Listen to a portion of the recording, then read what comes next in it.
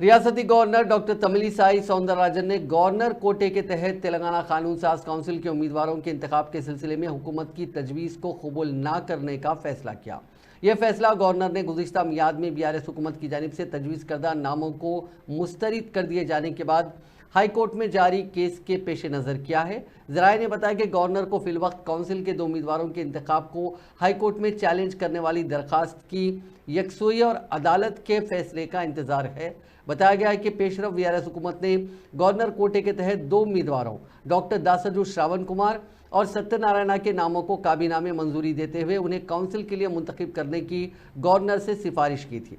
तहम governor ने इन दोनों की उम्मीदवारी को मुस्तरद कर दिया था।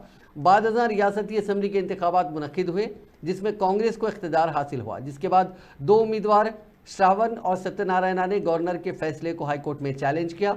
उन्होंने अदालत को बताया कि आर्टिकल 171 के तहत बीआरएस हुकूमत ने उन्हें गवर्नर कोटे के तहत नामजद करने की सिफारिश की थी, लेकिन गवर्नर ने उनके नामों को मुस्तरद कर दिया, जबकि गवर्नर को हुकूमत की तजवीज़ को मुस्तरद करने का हक नहीं होता।